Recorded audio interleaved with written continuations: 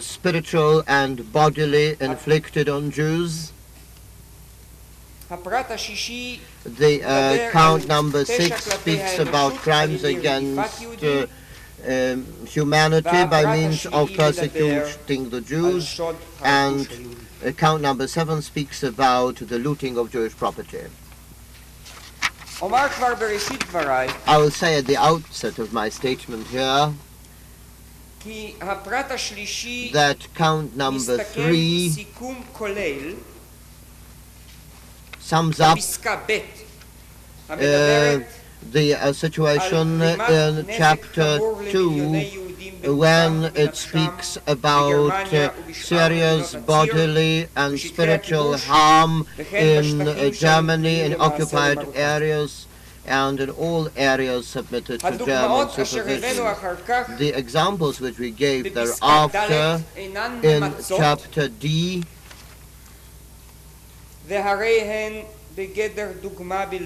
are only given as an example.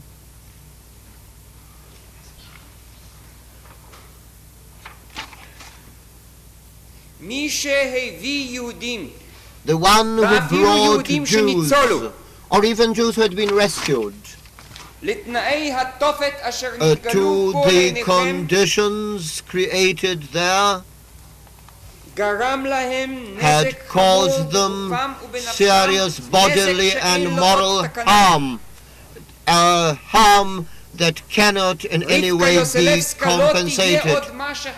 Rivka Yoselevska will certainly not be what she used to be before the World War.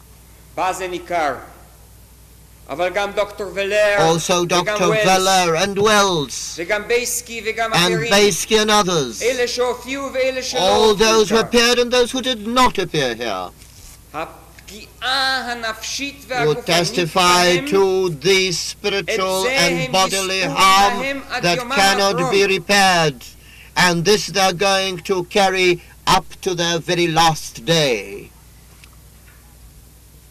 But not only the suffering of those is to be put down to Adolf Eichmann's activities, also the suffering of those he killed or contributed to their death would certainly not be effaced. When one accuses a man of murder,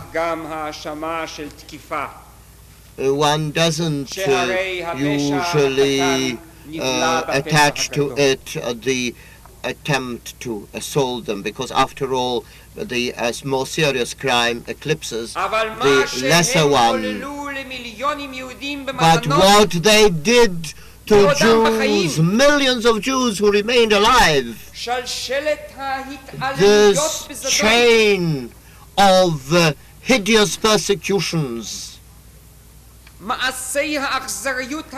the atrocities in block number 11 of the Auschwitz camp, the horrors of Treblinka, Sobibor, Helmno and Majdanek, killing men, breaking his soul, humiliating and degrading him. This will not be forgotten if eventually there is another paragraph dealing with murder. Torture is not a smaller sin than murder. To keep people this way, to treat them this way throughout months. And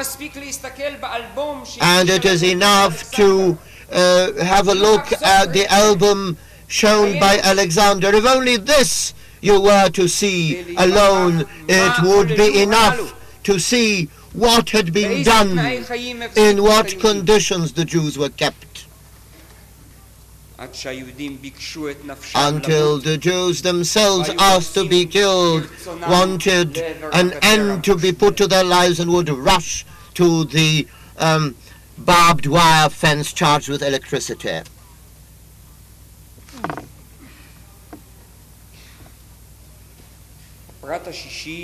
Second, account number 6 lists actually the same acts which are reflected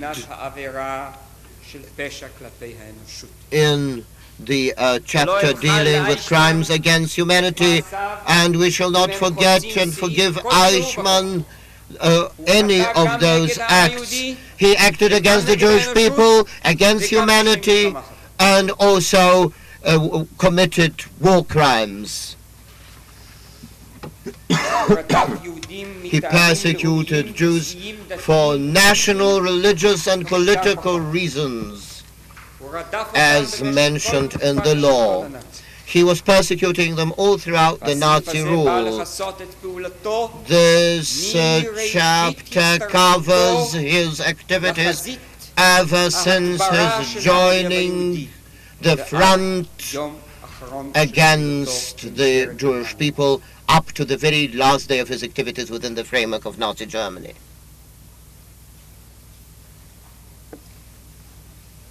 President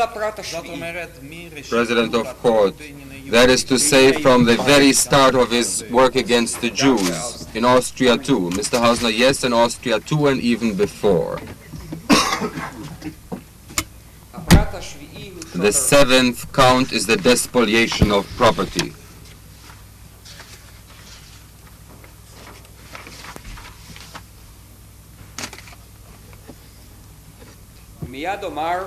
And I shall say right away that we accuse him in this despoliation, which is linked with crimes against the Jewish people and against humanity, as well as with war crimes. I do not overlook the doctrines set down at Nuremberg, which say that the mere confiscation of property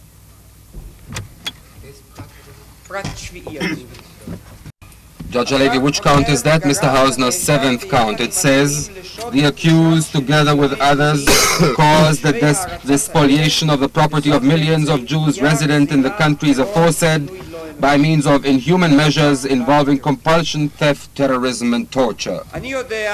I know that in several judgments at Nuremberg, doubt arose with regard to the despoliation of property when it stands by itself, not linked to a crime against humanity.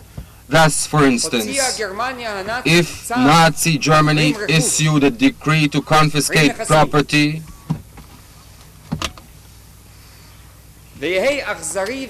and be it as cruel and severe as it may, or if SS hooligans entered somewhere and just simply robbed property as an act of robbery and looting, then one can say,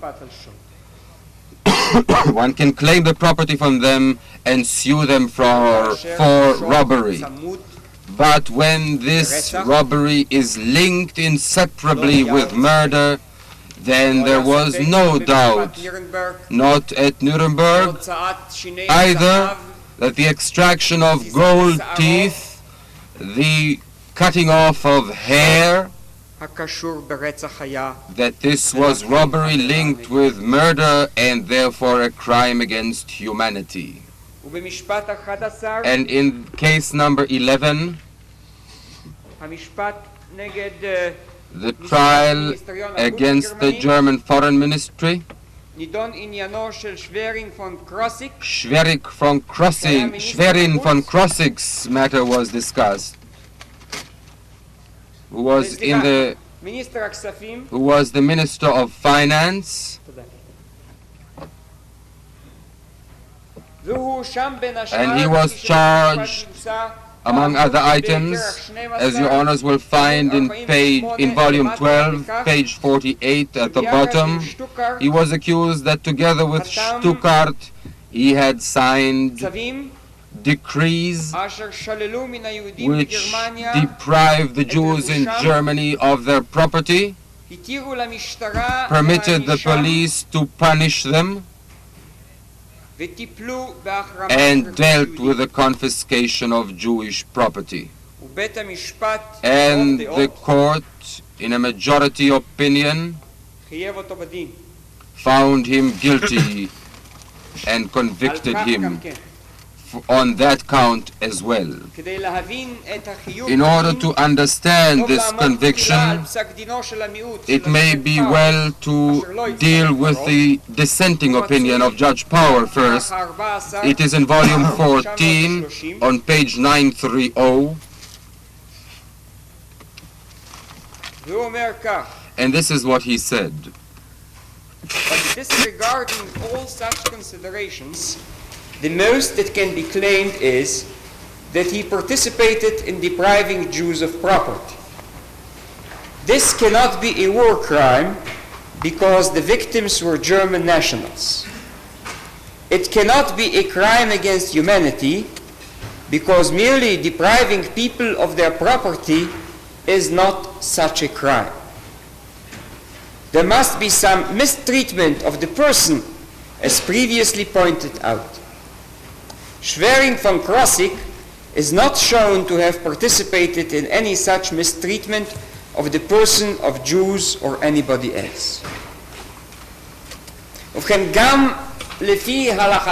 is to say that even according to Power's ruling, if the offense had been committed in the course of persecuting the person whose property had been confiscated, then it would have been a crime against humanity. But the majority decision, which your honors can find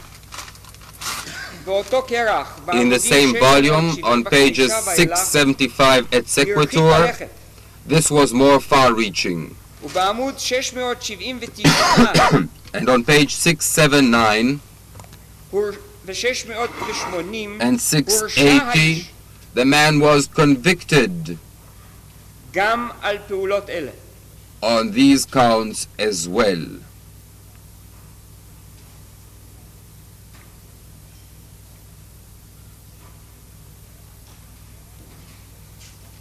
The defendant asserts, that his only part in the program was to take possession and keep record of the das acquired. That Himmler told him the process had been in existence for some months, and that he, Schwerin von Krosigk, thought there was nothing he could do, and he was convinced that the official promulgation would guarantee greater protection under the law than if the police, as heretofore, had handled it anonymously. This is an explanation which does not explain, and a justification which does not justify. It is difficult to say what comfort it would be to a Jew who was about to be murdered, or to his heirs who were about to be disinherited, to know that he was being robbed according to a tidy governmental regulation, and that the receipts of the robbery were to go to the credit of the Reich rather than into the hands and pockets of the executioners.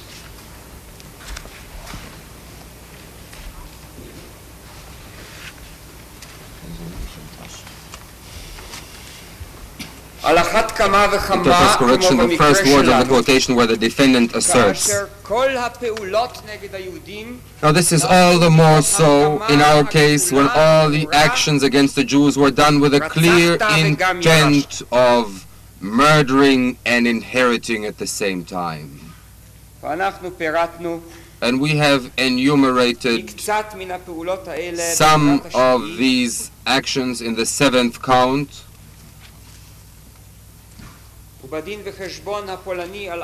And the Polish report about Auschwitz also includes the official certification of the description of horrors about those, about these objects which remained in the so-called Canada warehouses: 324,000 men's suits, 285,000 women's suits, women's shoes, children's coats. All of this the court can find in Exhibit T 358. But I go farther and I say,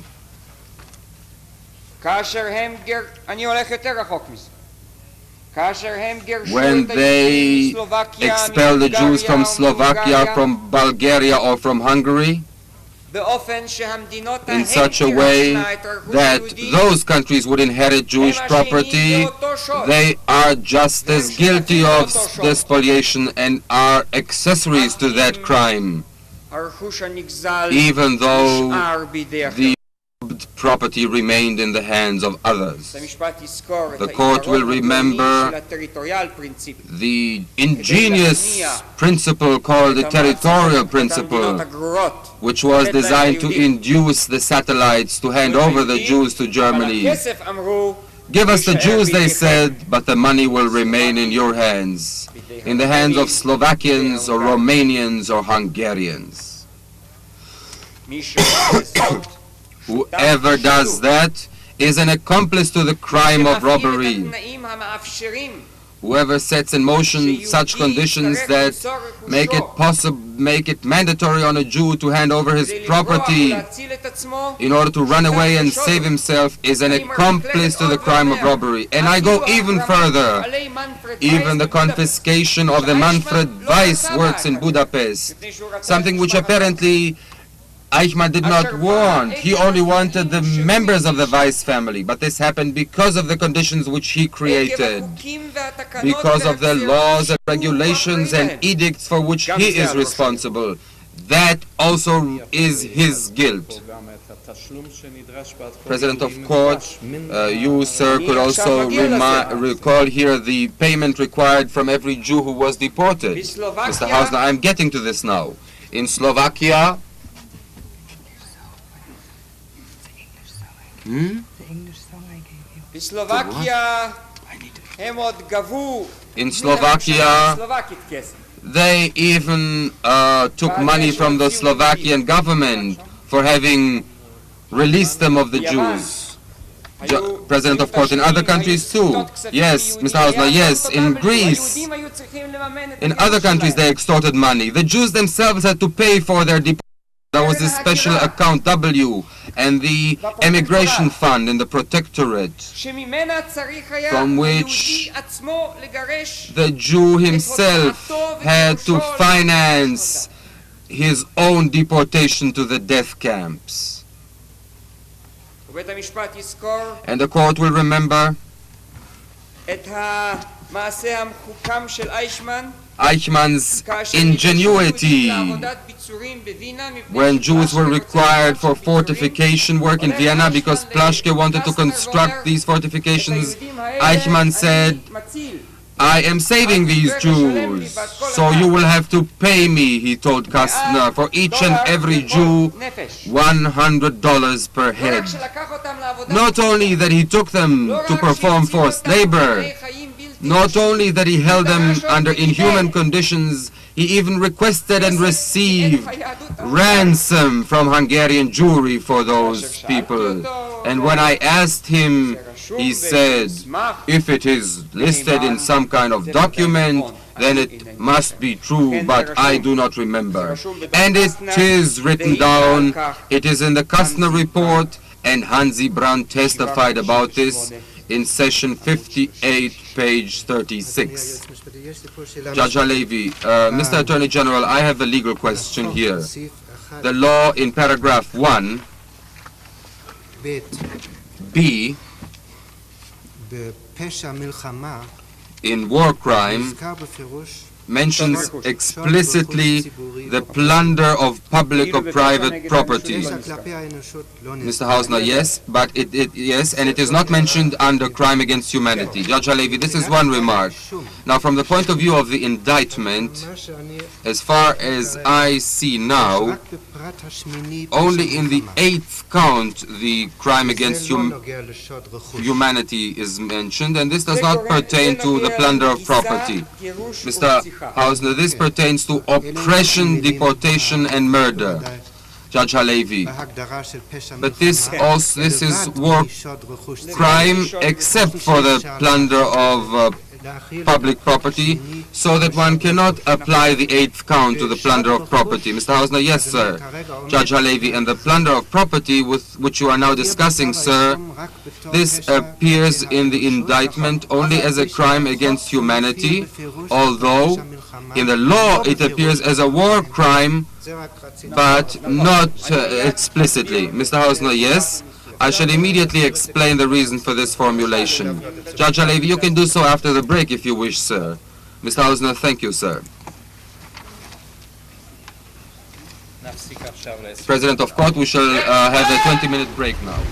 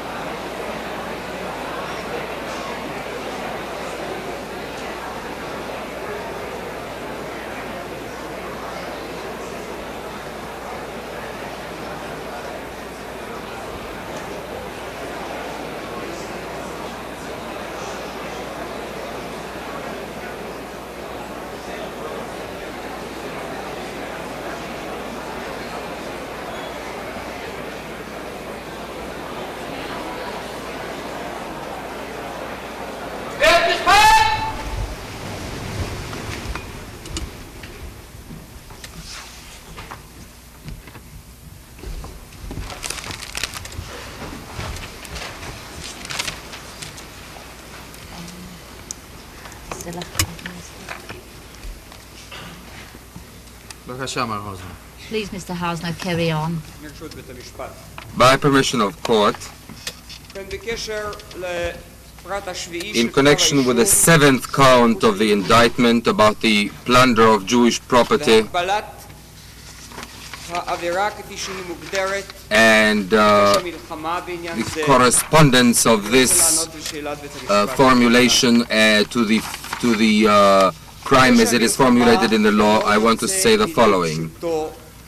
War crime does not differ here from the original simple formulation in the law. There is no war crime against a local population.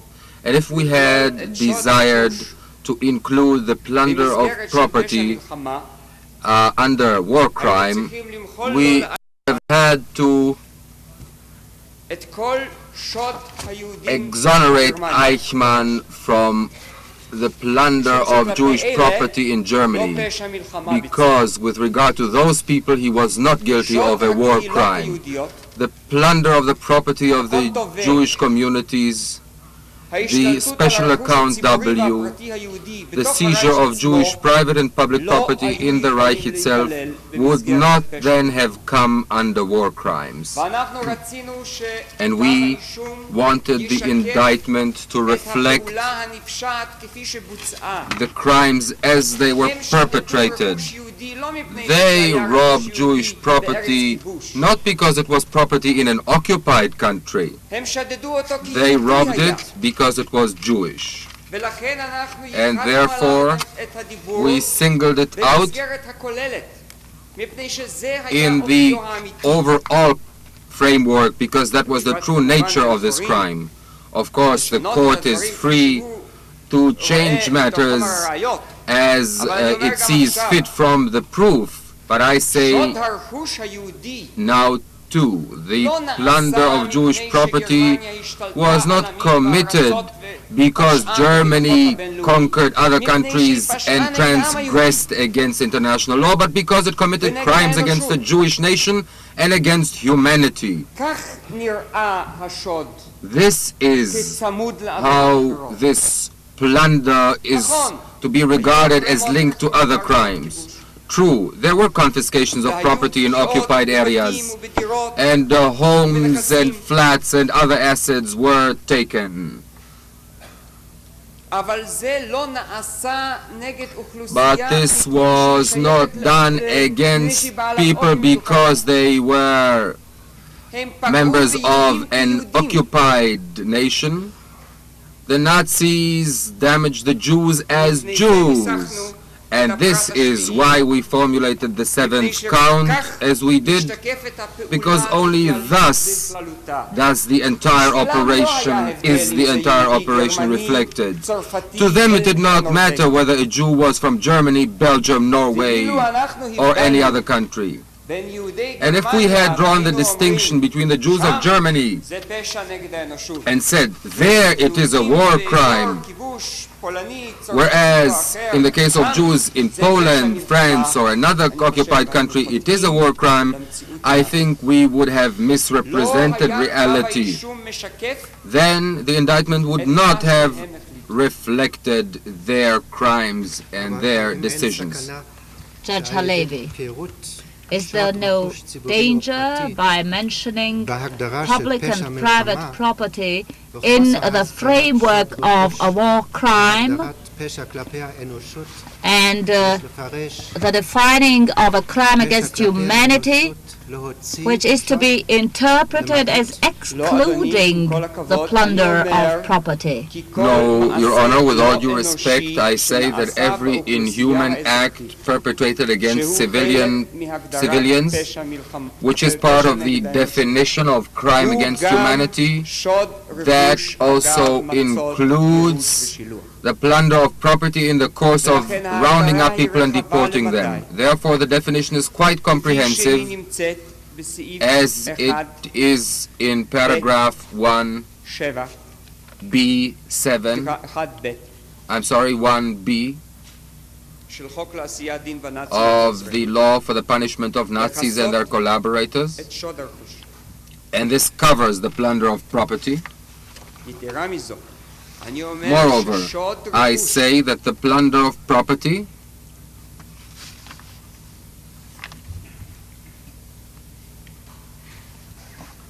אשר כל כוונתו מלכתחילה the entire original intent of which לפגוע אך was רק בסוג מסוים של to אוכלוסייה hit only at a particular kind of civilians. מתבצע This החל is מן being הפעולה carried של out אייכמן בווינה. beginning with Eichmann's work in Vienna before the outbreak of the war. דברים שהוא הודה בהם. These are matters to which he admitted that every Jewish immigrant גרם לכך שיצא מאוסטריה. whom Eichmann had induced to leave Austria and whose property was confiscated automatically because of that to the of the Reich. He admitted that quite fully and openly. Every such act of plunder is plunder in the course of an inhuman act as defined in the law and a crime against humanity. And therefore I do not hold that this crime of plunder will fall in between the paragraphs here just because we did not mention it explicitly. We did not make these definitions more complex. True, all that Eichmann and the Nazis did toward the Jews is also a war crime as defined in the law. It was oppression, deportation, and murder of civilian populations. Therefore, this paragraph was entered into the indictment. But the confiscation of Jewish property, which was a twin brother to the seizure of Jewish bodies, because the two were inseparably intertwined, and you will find the two in all stages of these operations. And if I may use the paraphrase of Mr. Justice Zilberg in the judgment which I've already recalled, these were a kind of Siamese twins, and they constitute a very special type of act and is defined in the law. And perhaps this is the time to make one more remark to avoid misunderstandings. The court will certainly remember that when the Nuremberg war criminals were sentenced, there was the question of the text of the charter. They formulated the offenses very precisely, and because of differences among these formulas, it was determined that a crime against humanity, even if it was carried out before the war, the court will remember the question of the full stop and the semicolon problem there. These people could be convicted only on the basis of acts committed after the 1st of September 39. The lawgiver in Israel was very careful about this. Our law speaks about the entire period of the Nazi regime, and this period covers that time before the 1st of September 39 as well. For that reason, all that was committed by Eichmann beginning from the time in Vienna and later in Berlin with the intent of seizing control of private and public Jewish property in Germany and outside of Germany was done for the same purpose, to deport the Jews and gain control over their property, and this is a crime against humanity. Therefore, the confiscation activities of Becher in Hungary, the flats and the furniture which the Budapest Jews had to hand over, the valises full of money about which Krumai testifies, all the extortion and blackmail and the seizure of Jewish property and the false promises which were given to entice them, all of that is covered in this framework. They are also responsible for what the Hungarians did, because were it not for the Germans, the property would not have been robbed. They are responsible for what the Slovakians took and for what others took. They created the territorial principle.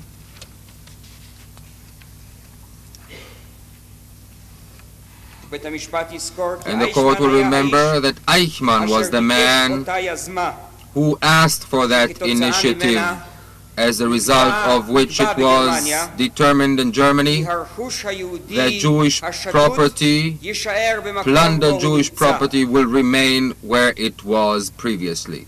The Hungarians will inherit the property of Hungarian Jews, and in exchange for that, the Germans very generously agreed to forego their demand for the demand of their own subjects in those countries, people who were sent with their brethren to the fiery furnaces.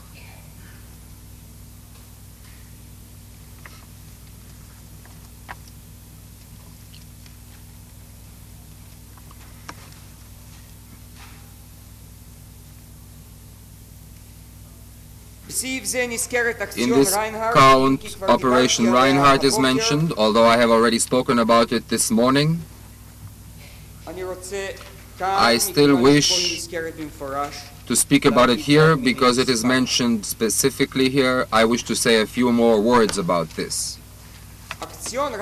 Operation Reinhardt, this was the designation given to the extermination of the Jews in the government general area, an operation which began before Heydrich was assassinated, but they decided to honor his memory and to perpetuate his name and call the operation after him, to name it after him. Operation Reinhardt did not begin in that June or July 1942, when Heydrich died after Czechoslovak partisans had shot him. It began much earlier. Eichmann had sent Jews from the west to the government general area to Globocnik much earlier. And for that reason, the name of the operation must not mislead us as if it began only on the date of Heydrich's death.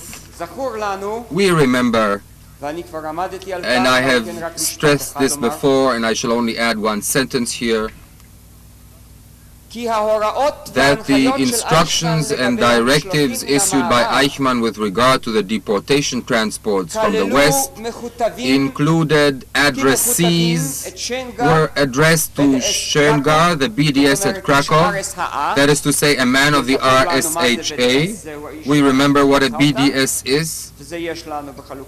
We have that in the list of the distribution of functions, and they were also sent to Globocnik, the man in whose area of jurisdiction the death camps were constructed. That was the meaning of the transports which went to the Holm area. And Schengard was a man of the RSHA, one of the participants at Wannsee. And the letters which Globocnik asked Eichmann to bring, according to his own admission, were not all from the period of Heydrich's life. The court will remember that I examined him about it, and he said that at least one of the letters which Globocnik requested was after the assassination of Heydrich. That shows that this operation continued in the same manner and in the same consistency all through that period. And furthermore, when eventually Globocnik reported, this is in document T1389, about the completion of this operation, this is the same document beginning with the words, die Aussiedlung ist erledigt und ausgeschlossen, the relocation is complete, and Eichmann admitted that this meant all the Jews have been sent to the camps. He says that he had transferred the camps to Pole,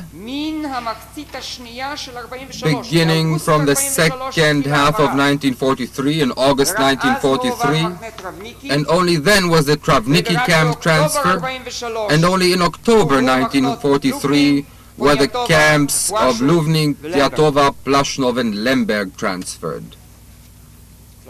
That is to say, these camps were never under the control of the head office of administration and economy until that date. And when this monster was about to retreat, the Nazi monster, the order was given, which we find in document 1418, to see to it that inmates and detainees should not fall alive into the hands of the advancing Soviet army. A BDS is signed on this, a man of the RSHA.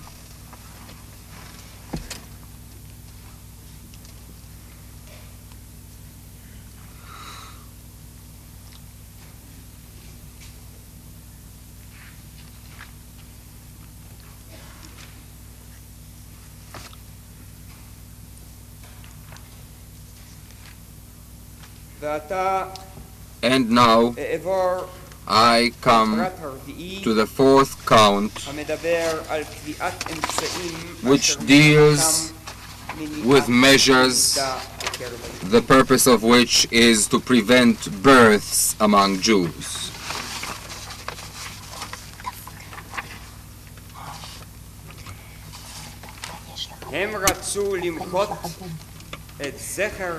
They wanted to efface the Jewish nation from under the skies unto the extent that in the future nations no drop of Jewish blood remains.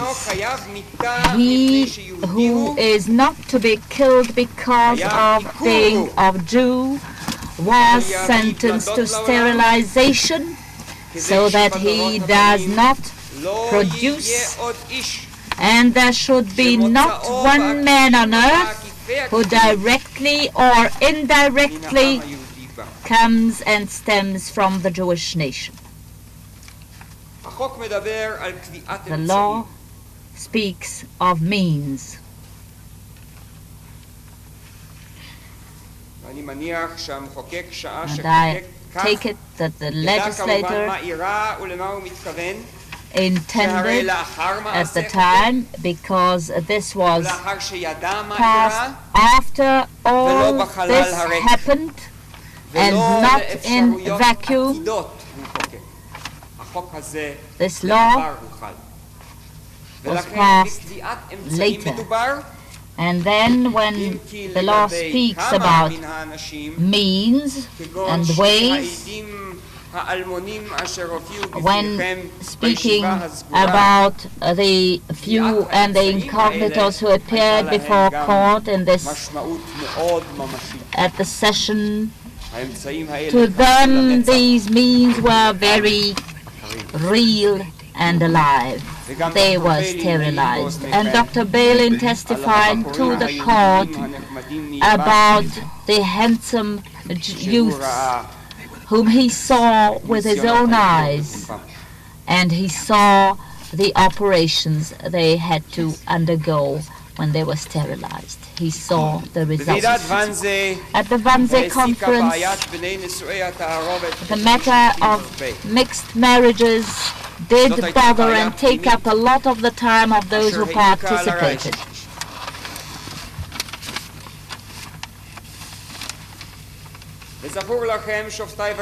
You remember, Your Honors, that during all this meeting on the 6th of March 42, Eichmann's name amongst the participants. He was questioned by myself and by his counsel for the defense. He was not listed. There was another meeting in his office on the same day, and it seems that at this meeting he might have taken only part only in a very limited way, but the fact is that his name is not mentioned. But he was the man to invite those people as a result of the Wannsee conference, and came as a direct result from what was said there in regard to mixed marriages.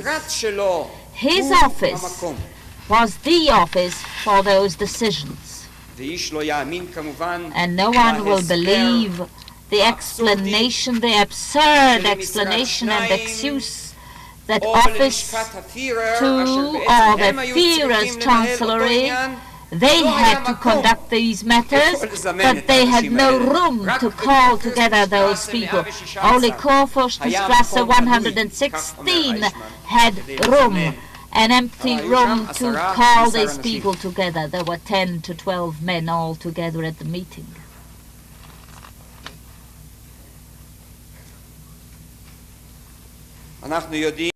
So that when these matters were discussed at this meeting, later experiments were carried out to find the devices for sterilization. Various systems and measures, results of experiments undertaken by German scientists, the Matthäus system, the other systems they tried to follow, the best means, the best devices. We remember also the meeting with Ginter and the close contact with Auschwitz on the same subject. The court will find in the written summing up, and I shall not take up the time of the court, the tracking and tracing in the office, that in the same markings and in the same way, under the heading the final solution, the matter of sterilization was discussed. Later, the second meeting, where Eichmann does take part with a number of men of his own department. Once again, the final rules were laid down. The final measures were decided upon for the carrying out of sterilizations. And now, Your Honors, either you believe these documents and believe to what one can gather and what transpires from these documents, or you believe Eichmann, who changed his version here in court 3 times. He said once the meeting was called by Reichauer, and then again he said that it took place in his office for camouflage reason. This he told the police. T37, pages 868 and 1332, or you believe what Eichmann said here in court, that this action was RSHA 2, they were the Federführer, but the meeting took place in his office. And when I asked why others of his office took part at this meeting, the answer was that it was pleasant to meet men of other offices and thus to get out of the usual office routine.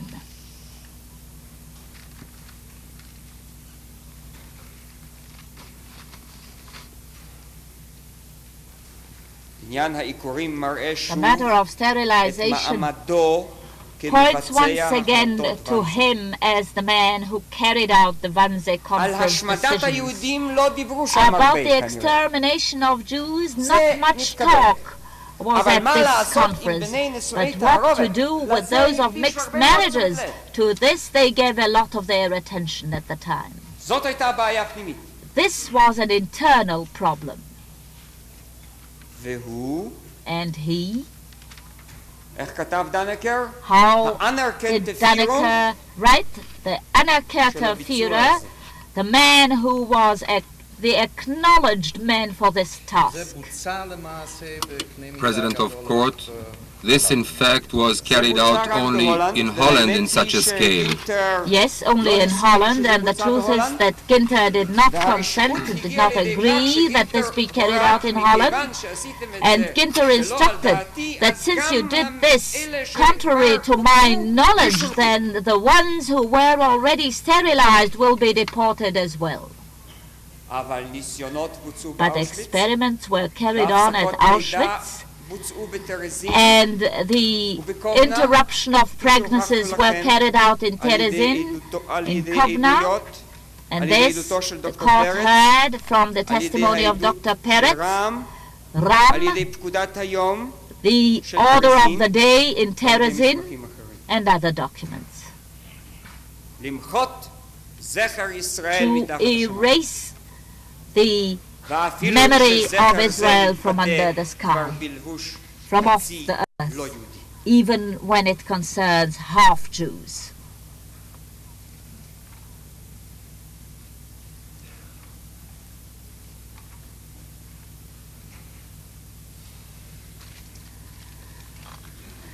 The court will find that our written summing up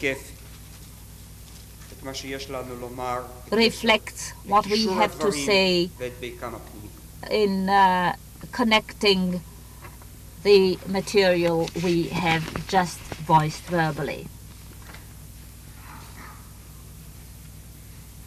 I come now to the crimes against non-Jewish population.